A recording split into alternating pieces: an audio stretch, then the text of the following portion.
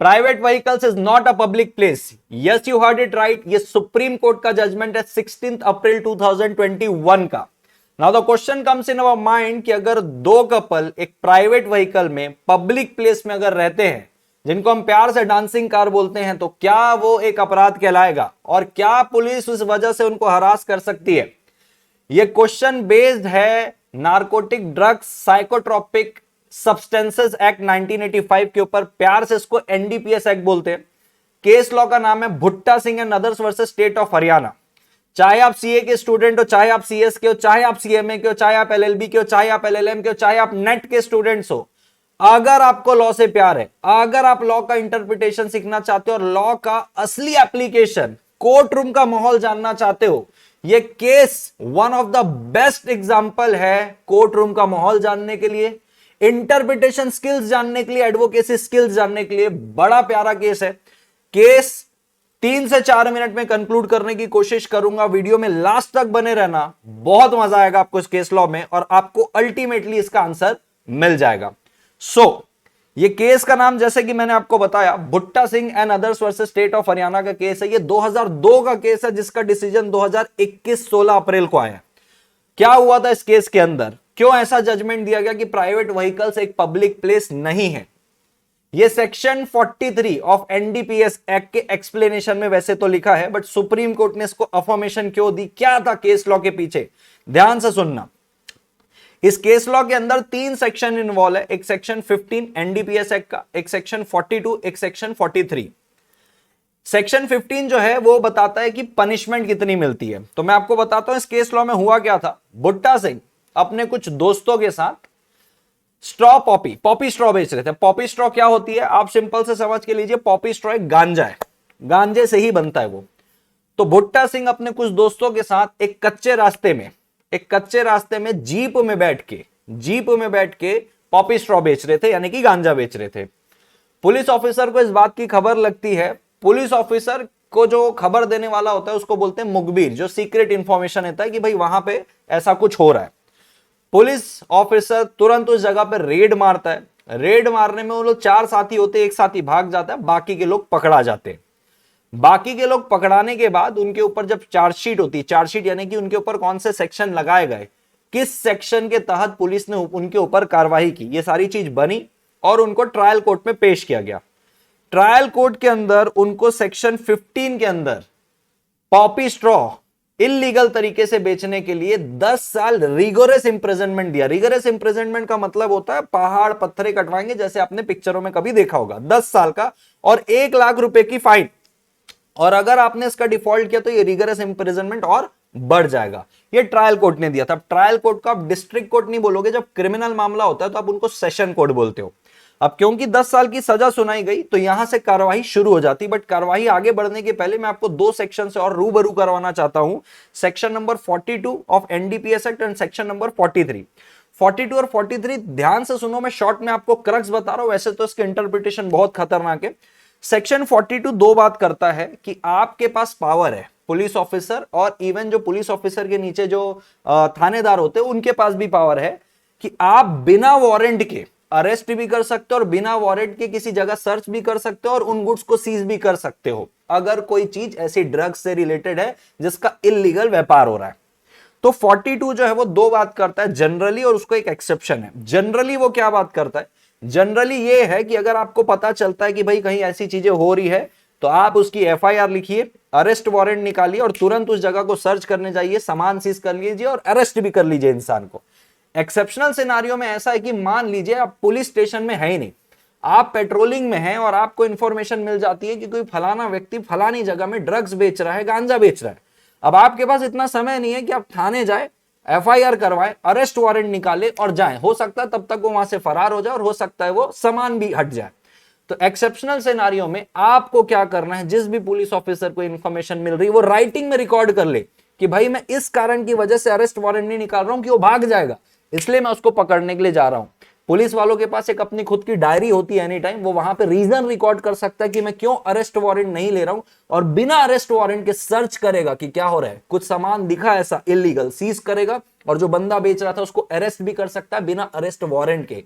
ये section number 42 बोलता है कि आप एक्सेप्शनल सिनेरियो में ऐसा कर सकते हो, लेकिन एक्सेप्शनल सिनेरियो में ऐसा करने के पहले भी आपको अपनी डायरी में रीजन रिकॉर्ड करना पड़ेगा कि क्यों आप अरेस्ट वारंट नहीं निकाले पहले, ऐसी क्या जरूरत थी।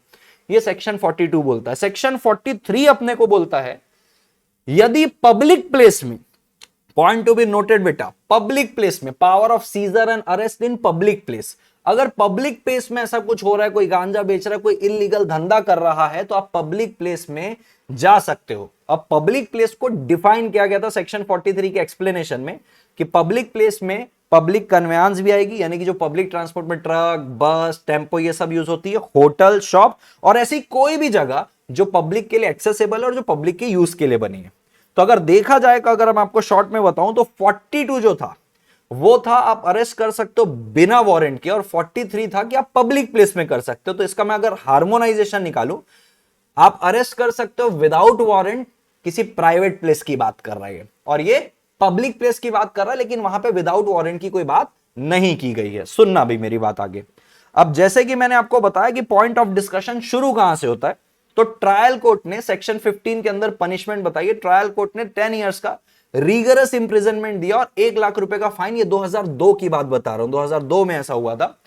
अब जो लर्न्ड काउंसिल था, लर्न्ड काउंसिल का मतलब जो भुट्टा सिंह के वकील साहब थे, वकील साहब ने भुट्टा सिंह और उसके साथी का एक्विटल डिमांड किया। एक्विटल क्यों? एक्विटल का मतलब होता है कि इनको छोड़ा जाए।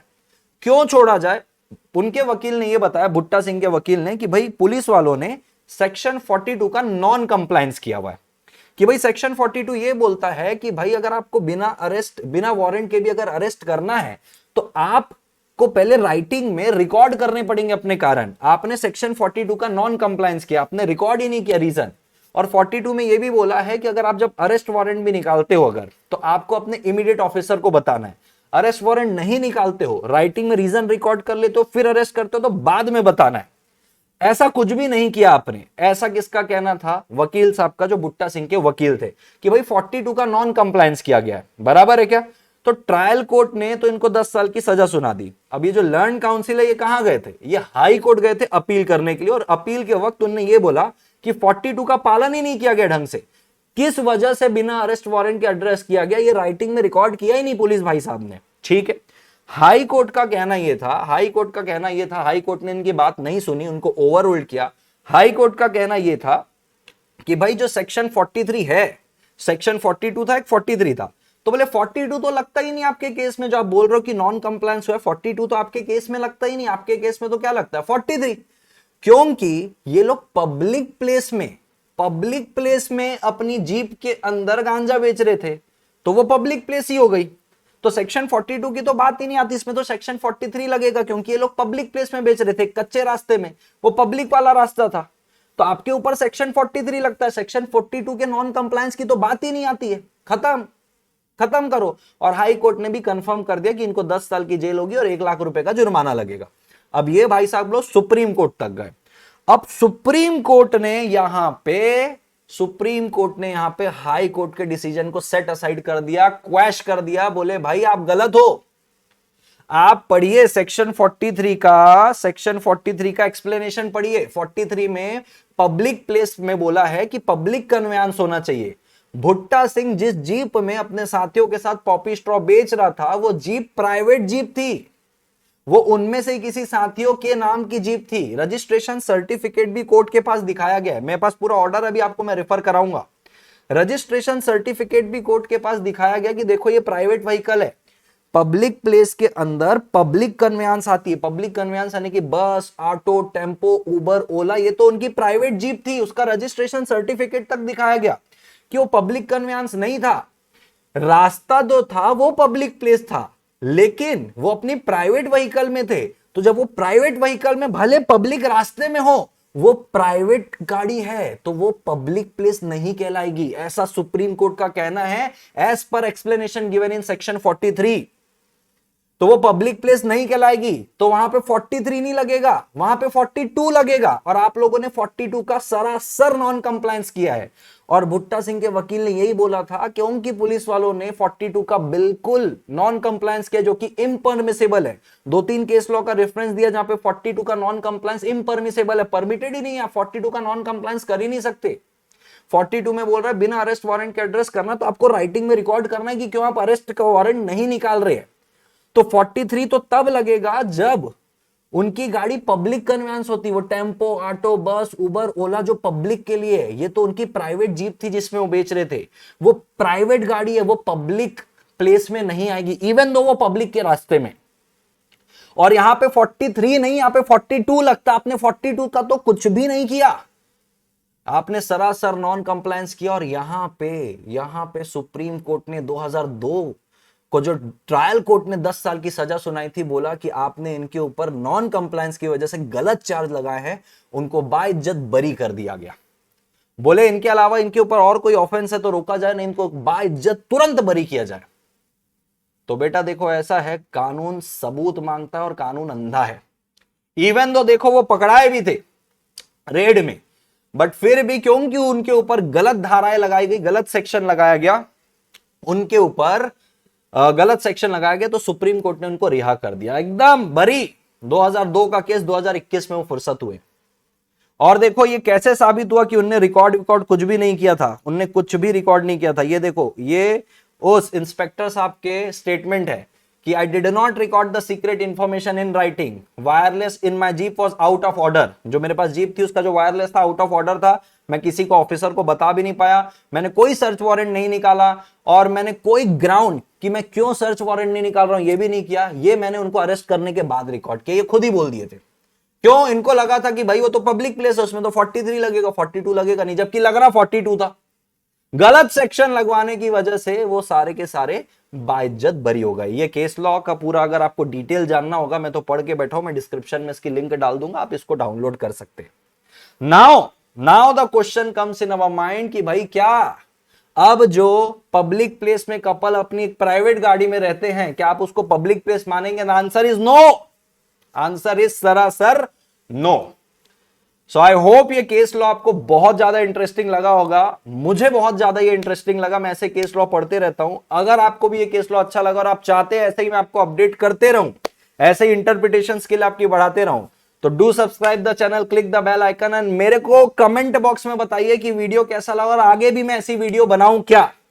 सो till that time take care, bye bye.